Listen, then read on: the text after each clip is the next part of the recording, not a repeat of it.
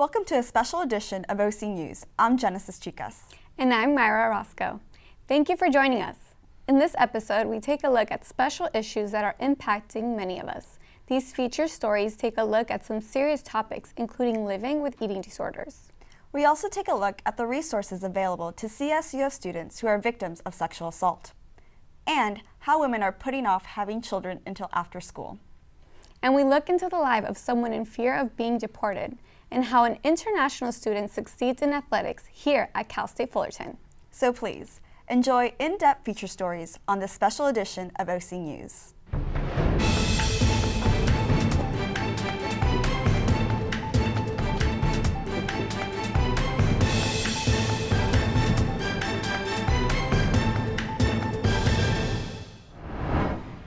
Imagine fearing every day that you may be taken away from your children or husband, or leaving your house fearing that you may never come back, and really losing all that you worked so hard for. This is the reality for many undocumented immigrants in Southern California, and I was lucky enough to get to know one. This is Carolina's life. Carolina is a mother of 3. She works hard at a hardware store that she owns with her husband in Southern California, and she's in this country illegally. Every day she worries that she may be sent back home to Argentina, especially more recently since the Trump administration has continuously tried to prevent immigrants from coming into the United States.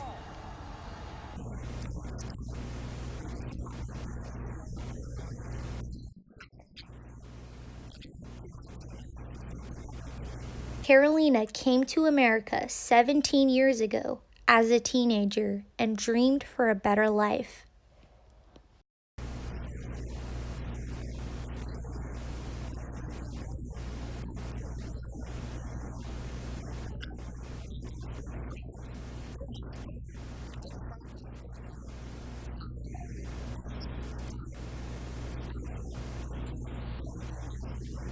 Carolina has not seen her relatives in Argentina since she arrived to California in 2002. Today, the only way they communicate is through the phone, and she just wishes her parents could meet her kids.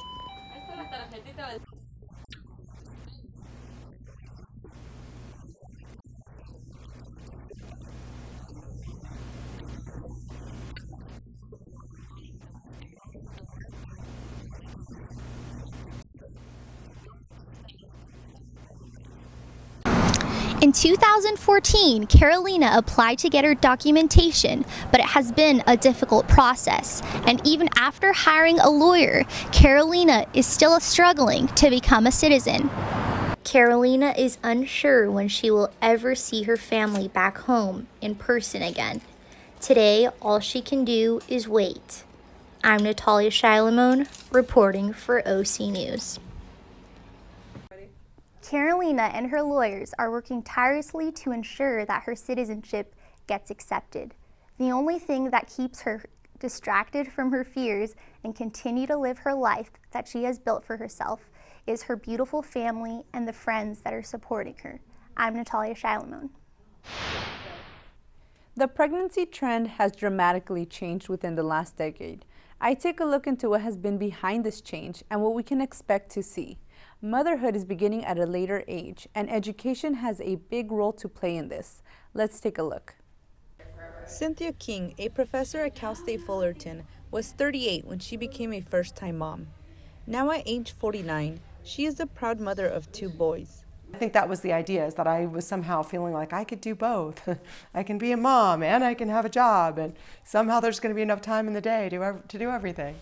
Like other women, Dr. King waited to become a mother, and this has become an apparent trend. More women are bearing children at an older age, waiting until they have finished their educational goals to even begin planning for a family. You know, if I had had children, in my early 20s, I could not have provided for them, and done all the things that I can do now. Absolutely not. The new average age has dramatically changed since the 1980s. The peak age for first-time moms back then was 19. In 2016, the new peak rose to 28. Some of it has been due to advancements in contraceptives, but mostly it's due to women choosing careers over motherhood. Getting a college degree and building careers comes first now before starting a family. Beneficially, this allows women to have some sort of job security when returning to the workforce after having children.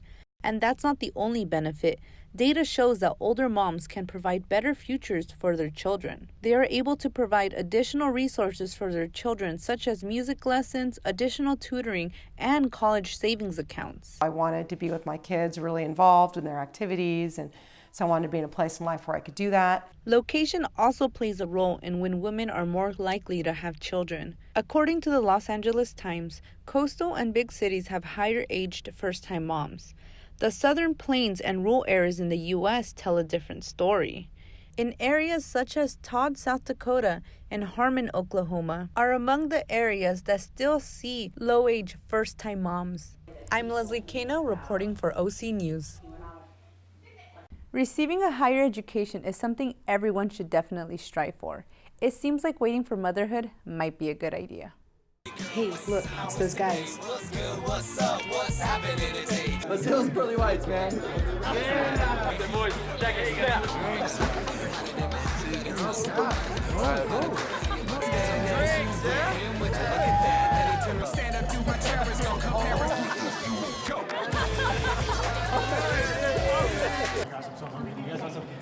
Ooh, cute. Are you good to try? I'm fine. Hey girl, what's up? What's the name? What's good? What's up? How many did you have?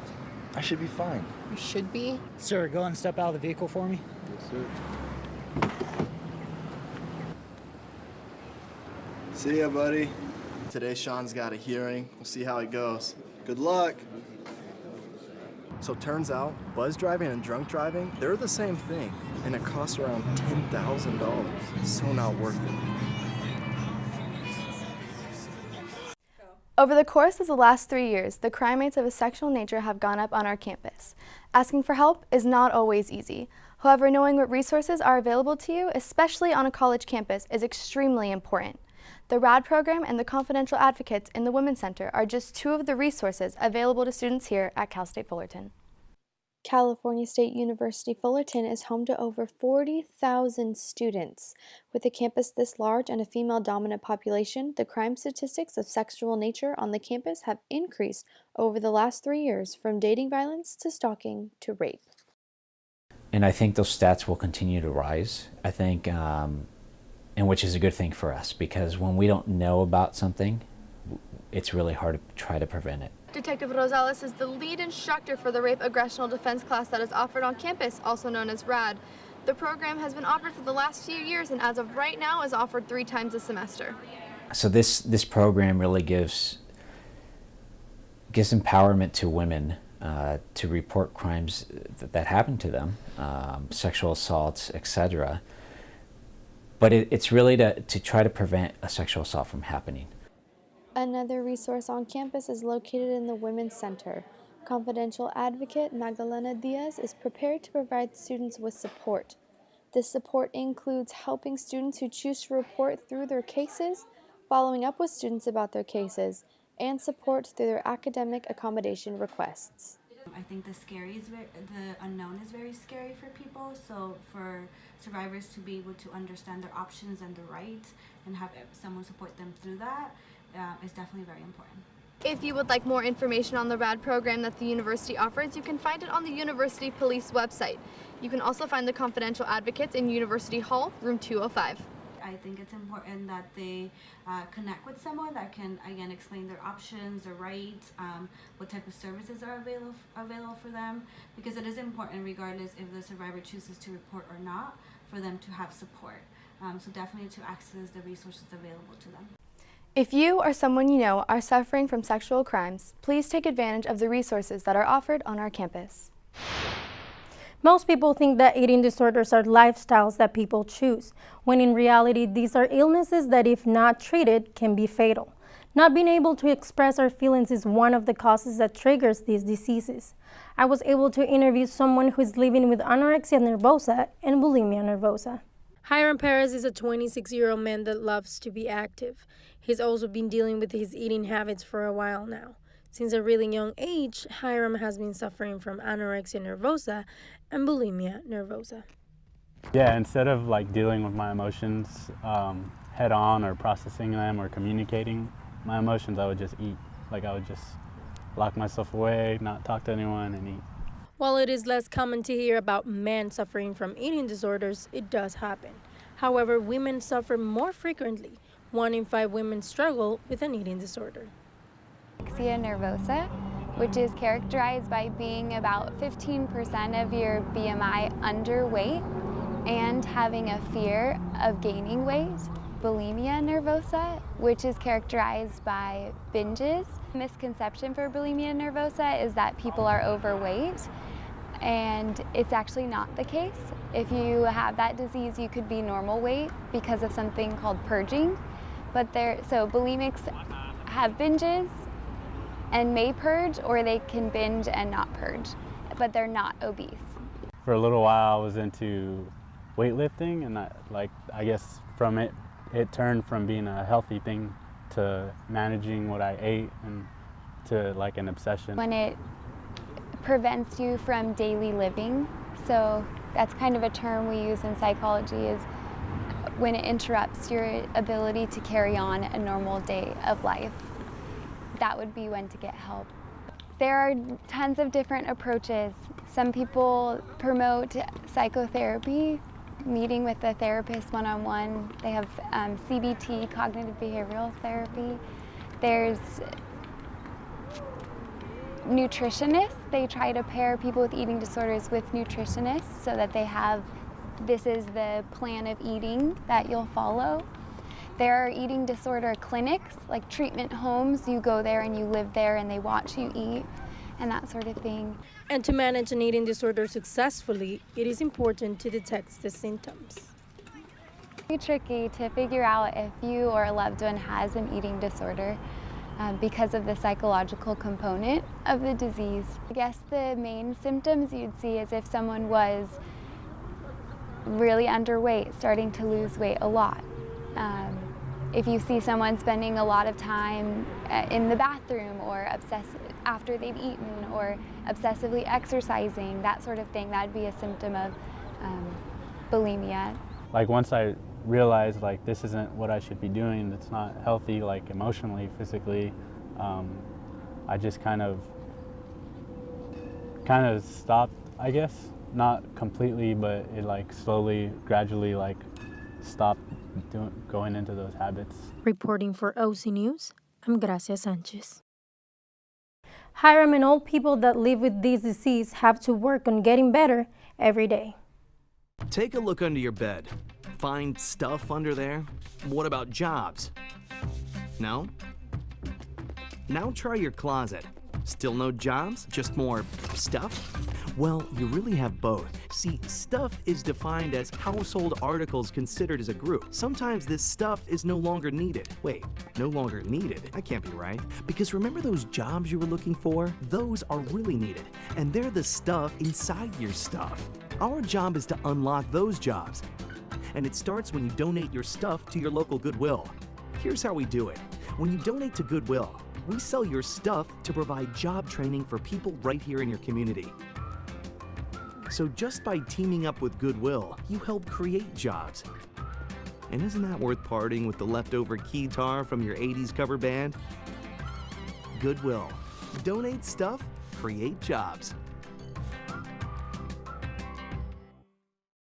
Pauline Welker is an international student from the women's golf team here at Cal State Fullerton.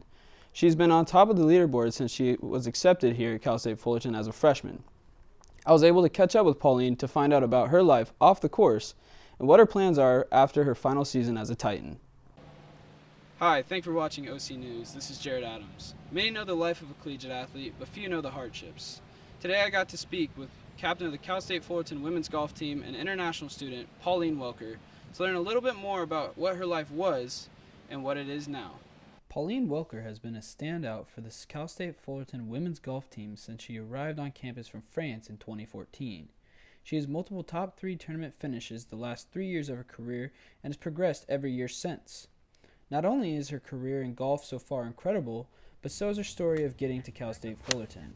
I tried a lot of sports, but golf was the one that stuck with me. I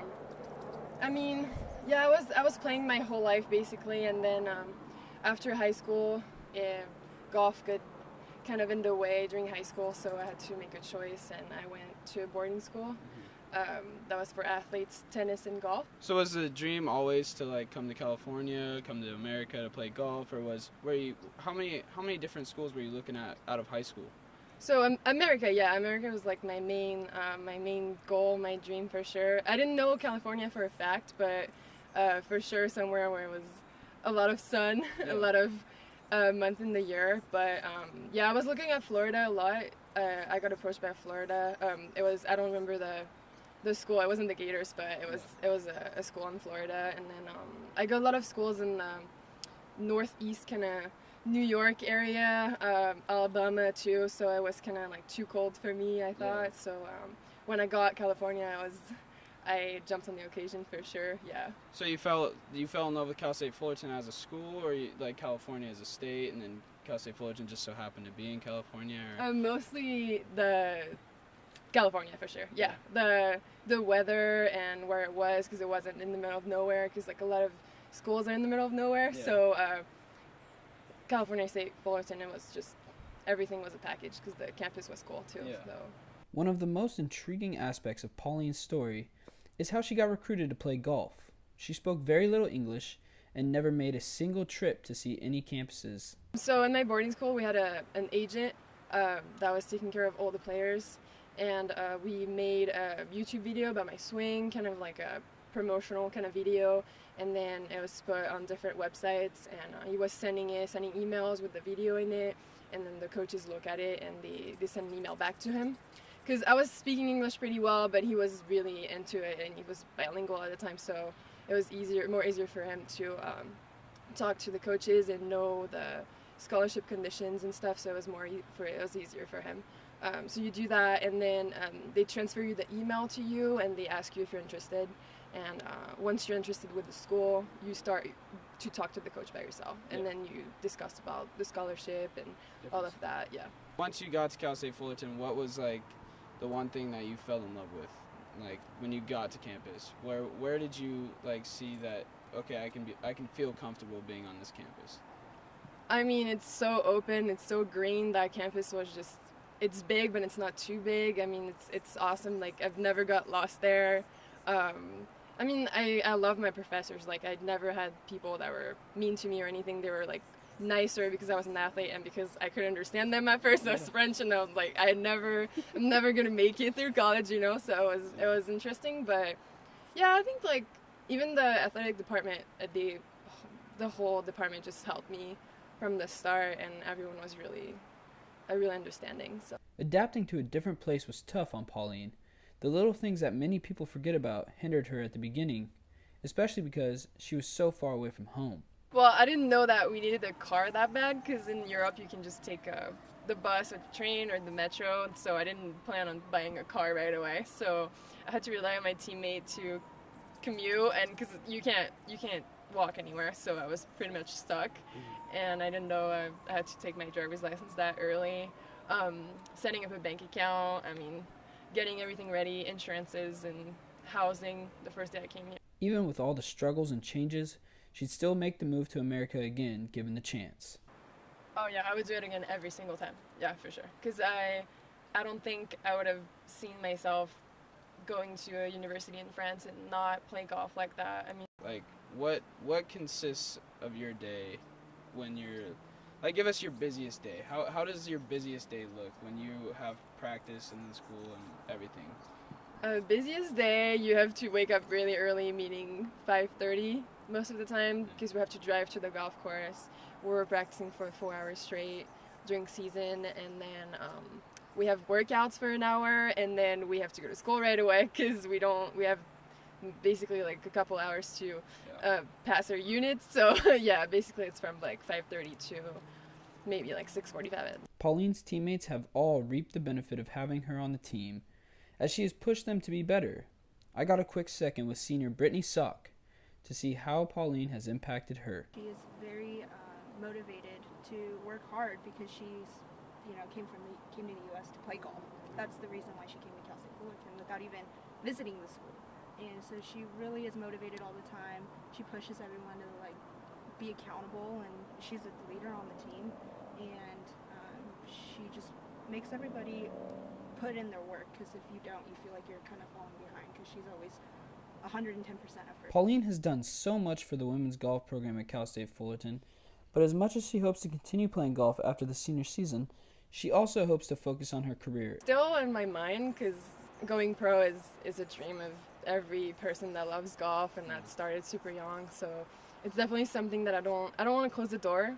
I want to keep working on my golf game and see how good it can get. And I have a major that I love. I'm an advertising major. I love what I'm doing right now, so both are really something that I love, so we'll see after that last semester. Thank you for watching OC News. This is Jared Adams. Have a good night.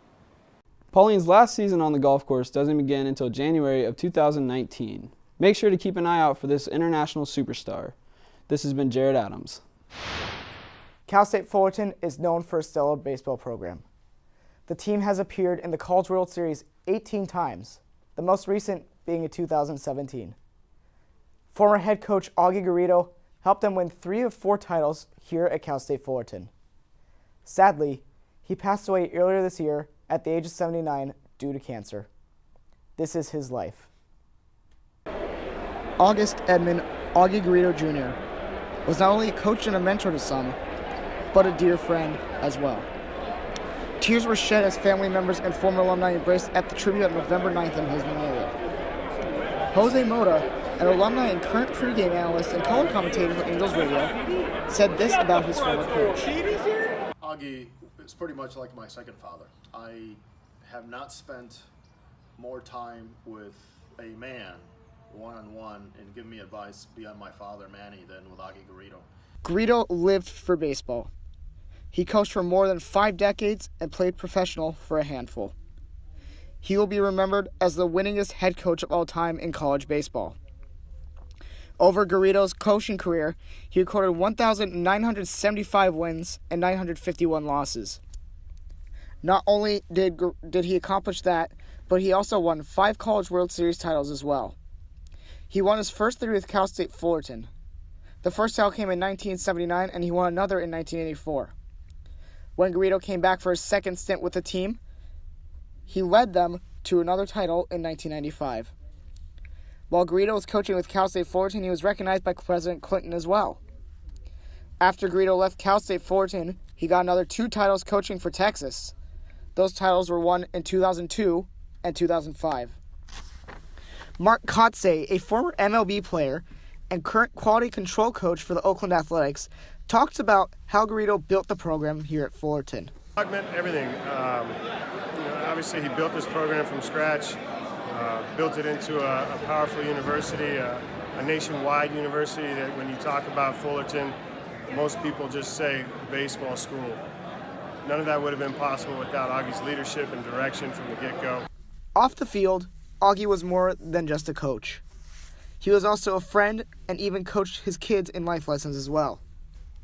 Phil Nevin, who is the current third base coach for New York Yankees, had this to say about his former coach. Life lessons, not just baseball, life experiences through coaching, through our friendship over the last 26 years. Things I take with me every day. It's not just baseball, but it's just living life. It's treating people with respect. It's doing things the right way, no matter who you're around. Garrido will be remembered in the hearts of many he coached and worked with. A physical tribute to Augie will be a statue unveiled at the stadium in spring of 2020. Garrido taught life lessons to numerous generations. His legacy will be remembered by those he was close with, including those Garrido coached. Coach Garrido seems to have mentored many people throughout his career. Yeah, those athletes sure are lucky. Well, that does it for this special edition of OC News. I'm Genesis Chicas. And I'm Myra Orozco. We leave you today with a behind-the-scenes look of the people that help put OC News on the air. Until next time, have a great day.